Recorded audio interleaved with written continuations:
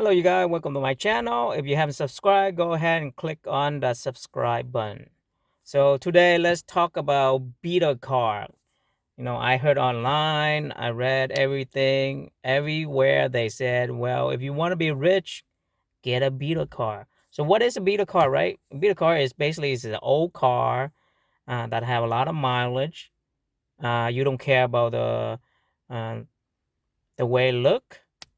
Maybe it's a little ding here, a little dent there, some scratch.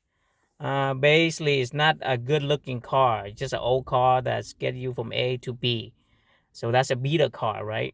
And people keep saying, and you can read everywhere, they keep saying, well, because you bought a new car, that's the reason why you are not getting rich because you waste so much money on the new car. So if you want to be rich, just get a beater car, right? So it's did the same thing as all the other cars, getting you to point A and point B. You don't have to pay a lot for the insurance. You don't have to pay a lot for purchasing one. So go and get one, right? So I'm right. So in this video, I just want to tell you that's all not very much true to it. So I think is if you're getting a beater car, actually you're gonna be more poor than rich, basically. So the problem here is everybody keep telling all this lie. I think it's a lie because, well, first of all, first you need to get a beater car, right? And nobody you need to understand the history of the car. Let's say if it's on your within your relative, then you know what's the history of the car is. Then maybe that's a good idea. But most of the time, you don't even know when you go into marketplace or Craigslist, everywhere like that, and you buy one. You don't know what's the history. You cannot trust the Carfax because Carfax don't record everything. So basically, you getting a car home that you don't know the history if it's been abused or not, and then you put your money in it, and you ending up have to pay so much for the repair, and ending up the cost gonna be more than a 2 or 3 years old used car. So that's the myth, and I think it's like I said, beater car is only good when you are a repair technician or you are a very good hand-on DIYer. That's the only thing. And out of 10 people, probably what? How many people that can do that? Probably like maybe four out of 10 people, right? That like to love to work on car.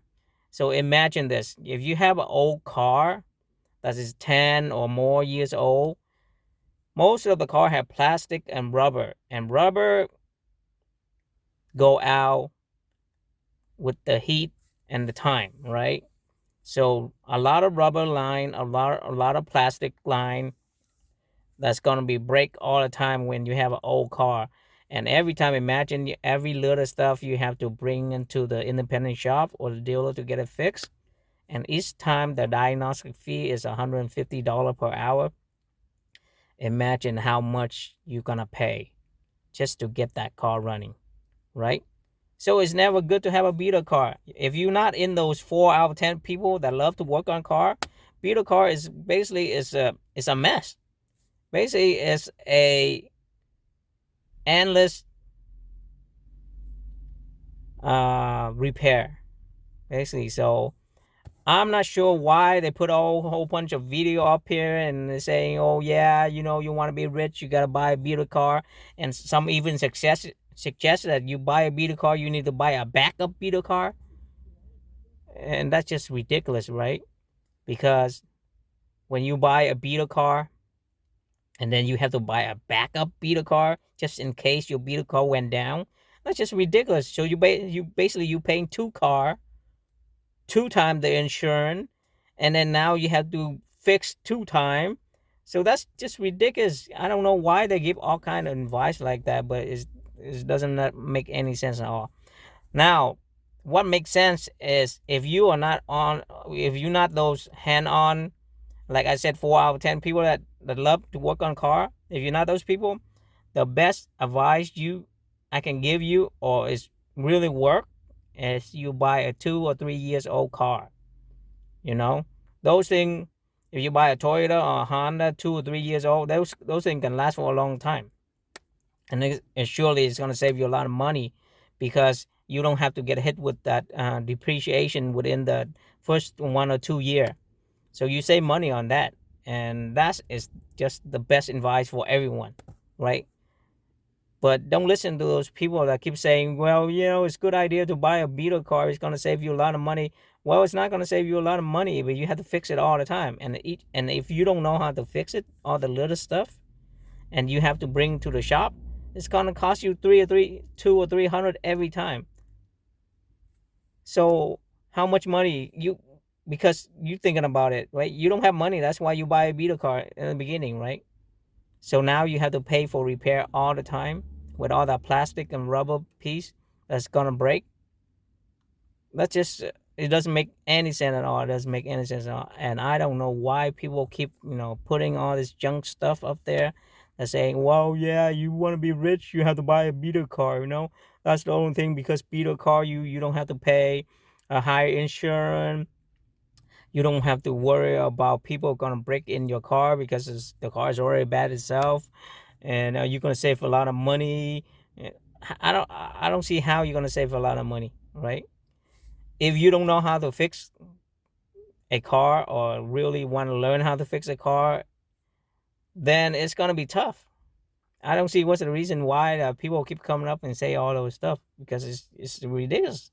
It's basically it's common sense, and sometimes I get angry when people going up there on YouTube, make a video and give bad advice because they think that's what people want to hear. But the truth is, that's not it. That's not it. And that's the reason why it's an old car. Because the old car they have problem. That's why people are selling it.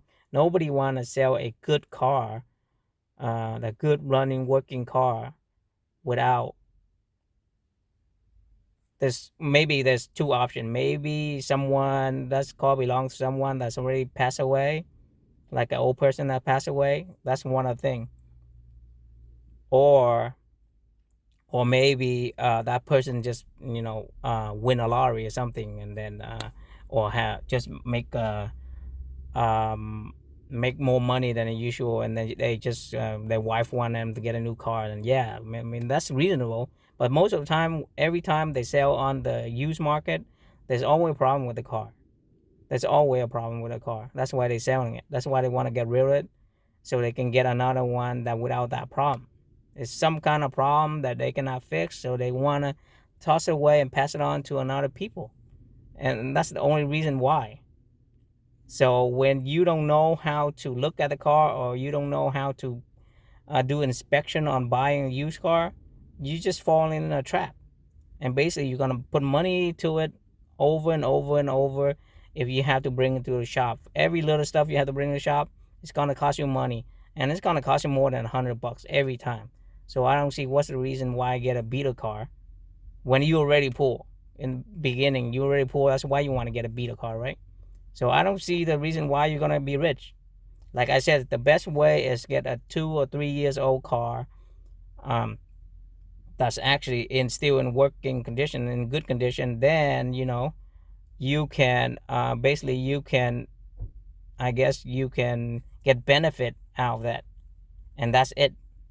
So I just want to vent all that out. So it's ridiculous when I see those people keep saying, buy a beater car, buy a beater car, and it's not true.